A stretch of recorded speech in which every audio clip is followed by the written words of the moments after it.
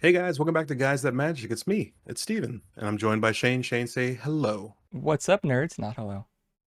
Yeah, I don't know why we tell you to say hello when you never say hello. I don't know. Who knows?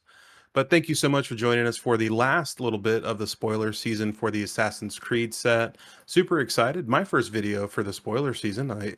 Sorry I missed a lot, Shane. Yeah, well, you got a job. That makes sense.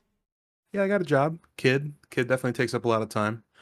I will say I'm super excited for the set so far. I was kind of actually bummed out that it was happening because I saw a couple of the spoiled cards before and I wasn't too thrilled. But after seeing a lot of the cards you guys been talking about, I'm actually really pumped for this set. Well, let's get into it. Yeah, Shane, just like you said, we will talk about these cards now. We have 8 cards for you guys today. It is the last little bit of the spoilers for the entire set. So super exciting. First one up is going to be Desynchronization. This is 2 and a blue for an instant. Pretty easy here. Return each non-land permanent that's not historic to its owner's hand. Hmm. Shane, I love this card. I love this art. God, it's so gorgeous. I know, and you were one of the guys that plays this game, right? So you know probably more than I do about this. I will say it's funny because like Hunter said the same thing to me. He's like, "Oh yeah, you played, so we'll need you for a couple videos to let us know what's going on." And I was like, "Just like Shane, I basically played only the first 2." All right, well, not a long time ago, but this card is cool, like you said. Historic spells. That's like what? Legendaries, artifacts, enchantment, saga school. I mean, this is cool. This is cool for 4 mana. Yeah, I mean, I don't really know how good it's gonna be. I mean, 4 mana to invest, and most of the time when you're playing Magic, especially in Commander, a lot of legendaries, you got a lot of artifacts.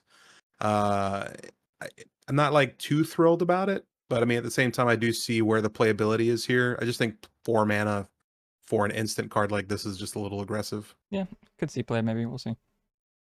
All right, Shane. Next up, we have Alexios of the Cult of Kosmos. This is 3 in a red for legendary creature Human Berserker. It's a 4/4 with trample. It says it attacks each combat if able. It can't be sacrificed and can't attack its owner. At the beginning of each player's upkeep, that player gains control of Alexios. Untap it and put a +1/+1 counter on it. It gains haste until end of turn. I love this card. It's basically just kind of like Slicer in the Assassin's Creed universe, which is kind of fun. This is really funny.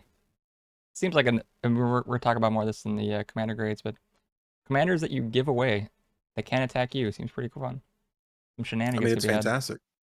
I mean, plus, I mean, when you think about it, if you're playing this like an equipment style deck or like maybe a little bit of Ultron, basically just giving your opponent something that has to swing at one of your opponents Yeah. and commander damage is kind of important. Yeah. You are going to be hurting people for sure. I do love the fact that this says untap it, so you have no worries about it, ever being tapped on somebody's field, and it puts a +1/+1 counter on it. This is going to get it out of hand. Yeah, hopefully it'll get kind of big because it doesn't have indestructible, so if it dies in combat, it's dead. But yeah, no sacrificing, must attack. This seems like a lot of fun. I mean, technically, by the time it gets to your turn, it's an 8/8. It can get out of hand, like you said. Yeah, I'm a huge fan of that card. Next up, we have Overpowering Assault. This is 3 and 2 red for a sorcery with free running. Its free running cost is 2 and a red. If you don't know what free running is, it does say you may cast a spell for its free running cost if you dealt combat damage to a player this turn with an assassin or a commander. It also says untap all creatures you control that attack this turn. If it's your main phase, there's an additional combat phase followed by an additional main phase after this phase. Lots of phases here, Shane. I like that. And if you can make your free run for 3 mana, this this can get crazy. It seems really Yeah, good. I really do think this is going to be insane just because I mean, let's be honest, a lot of assassins and especially a lot of the assassins in this set are unblockable and there's plenty of ways to give your assassins unblockable or even your commander really. So just to be able to do that for 3 mana, it's going to get out of hand. Yeah, a red deck that cares about combat damage. You swing with your commander. Get some more phases, like you said, phase on phase on phase. Yeah, I mean, I think I said phase way too many times. I'll be honest with you. It was a little aggressive. I like it. This is another good card. Yeah, good card, good. Moving on to Assassin Gauntlet. This is 2 and a blue for an artifact equipment. It says whenever it enters the battlefield, attach it to up to one target creature you control.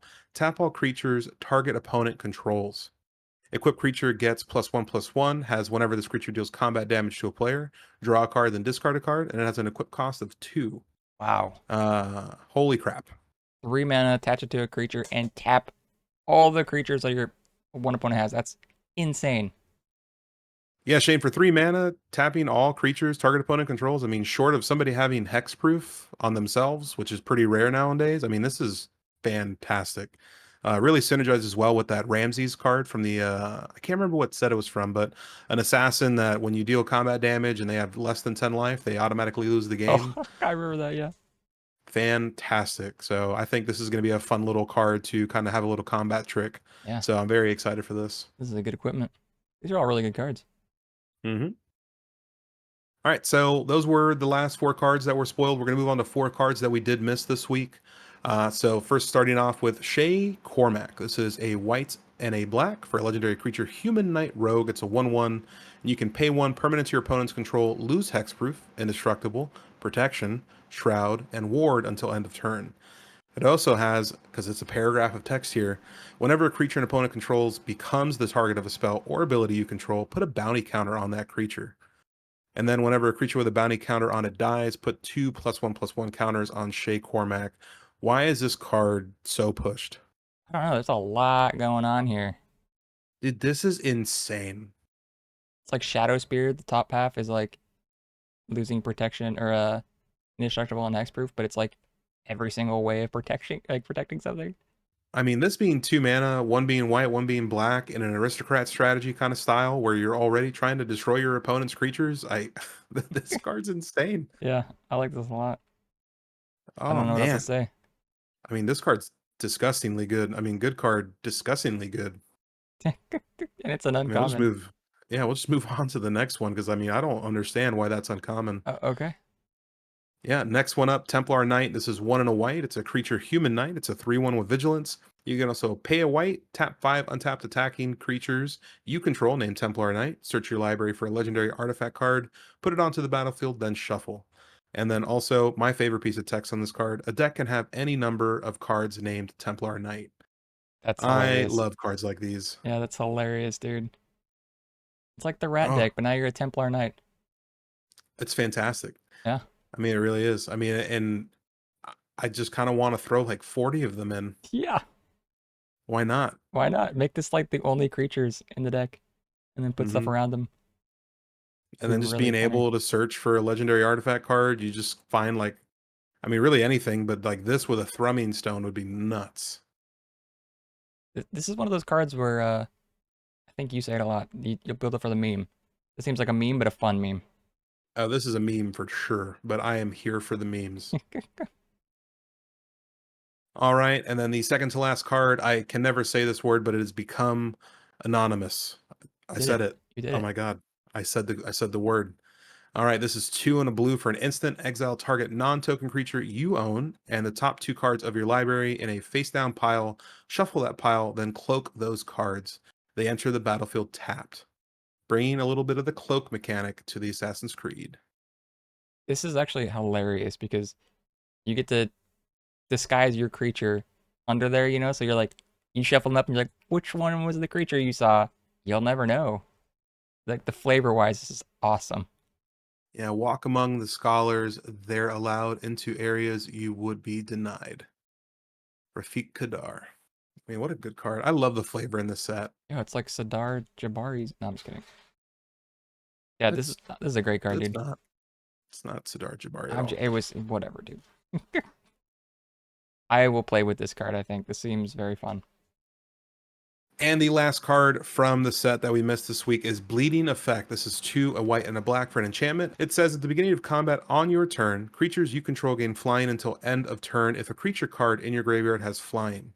The same is true for First Strike, Double Strike, Death Touch, Hexproof, Indestructible, Lifelink, Menace, Reach, Trample, and Vigilance. Okay. Alrighty. Fill the graveyard up and then just go crazy. Yeah, keyword soup here. Hell yeah.